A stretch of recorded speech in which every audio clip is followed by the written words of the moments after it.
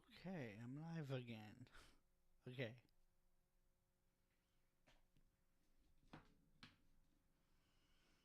Alright, here's the next video in my series of Flat Earth videos. I did it right this time.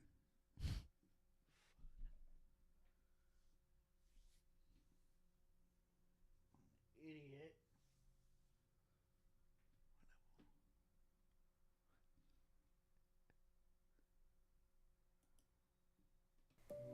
Alright, Einstein's failure 2. Show me the math. Let's get started. Last time we talked about how Einstein and Newton had two very different explanations as to why things fall. Newton said a force pulls the apple down to the ground, and he named that force gravity. With that, please keep in mind here that gravity is just a name like Fred or Wilma. So for now we will just refer to it as a force. According to Newton, this force pulls the apple down to the ground. On the other hand, however, Einstein disagreed and said no, the apple is stationary and the curvature of space-time is actually causing the Earth to accelerate upwards to the apple. And since the ground and the apple come closer together in both Newton's view and Einstein's view, Einstein referred to this as his equivalence principle. But as we mentioned last time, the problem with that is the fact that they don't actually equate. While both the ground and the apple come closer together in both scenarios have very different consequences. Now let's take a look at the math. As we know, Newton's second law of motion is force equals mass times acceleration. So when Newton drops an apple, you can take the mass of the apple and times it by its acceleration, and that will tell you how much force it will have when it hits the ground. Now let's flip that around into Einstein's perspective. If the ground is rising up to hit the apple, you take the mass of the entire Earth and times it by its acceleration, and that will tell you how much force the Earth will have when it hits the apple. Since the Earth has way more mass, the Earth will hit the apple with way more force. Herein, Newton's force and Einstein's force do not equate whatsoever. Now, you might say it isn't the entire...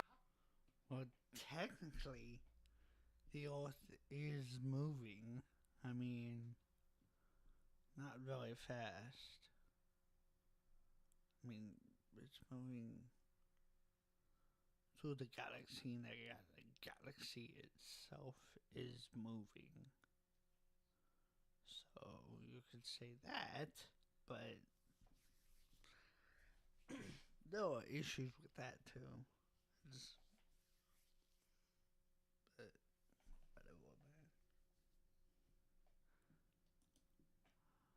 man. Higher Earth is just a part of the Earth that is accelerating upward. But if you take just a part of the Earth, then you have the whole Earth dividing asunder and breaking apart in all directions.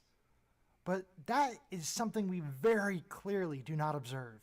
We've had a pretty extensive conversation about this on our debate board. And in it, one globe earther told me, no, it's not the mass of the Earth that you use in the equation. You still use the mass of the apple. In Einstein's view, the force or weight of the apple is still the mass of the apple times the upward acceleration of the Earth. All right, so let's see where that line of reasoning takes us. Since Einstein claimed that Earth was actually accelerating upward while the apple remained stationary, let's refer to the Earth as a projectile. And the apple, let's refer to that as an obstacle. Now let's go and apply that to our equation. Here, the force would equal the mass of the obstacle times the acceleration of the projectile.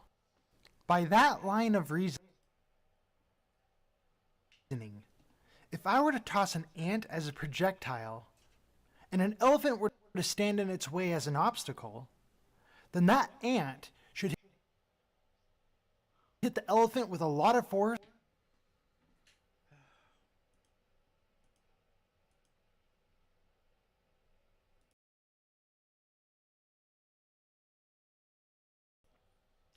The thing about that is they are both obstacles to each other. They will both slow down as they hit one another. One will slow down a lot more than the other one, but they will both technically slow down. It doesn't even have to be a measurable amount. They will both slow down.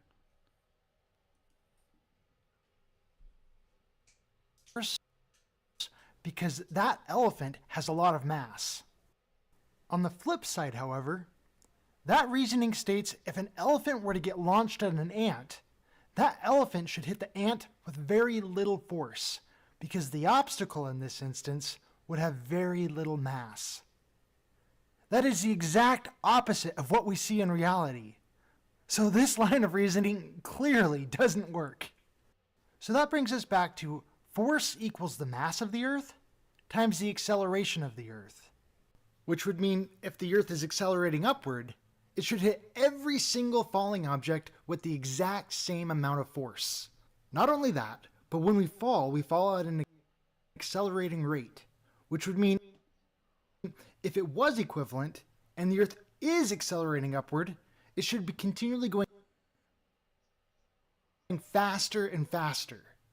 It doesn't matter if you're the size of an elephant or the size of a mosquito.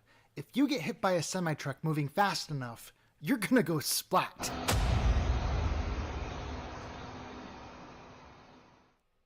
Therefore, the different amounts of force on both sides should make it more than obvious that Einstein was wrong, because the forces clearly do not equate. Thank you for watching. Okay. I don't know. I don't know what to I have no idea. I wish I was smart enough to understand this. Just for some reason I am not.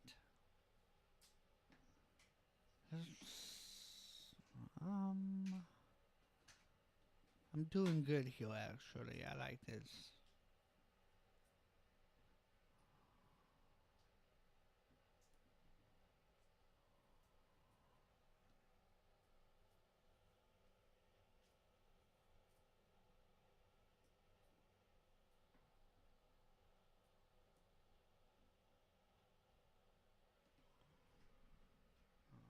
This is the next one.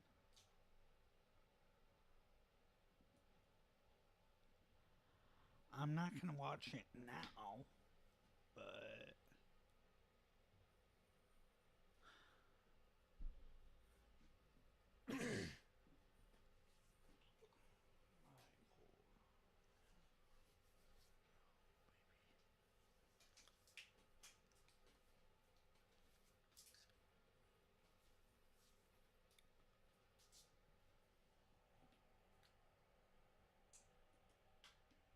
okay, I will talk to y'all later. This is the next video, Globe Busters. I could actually... I know what I'm gonna do with it too, so you'll see.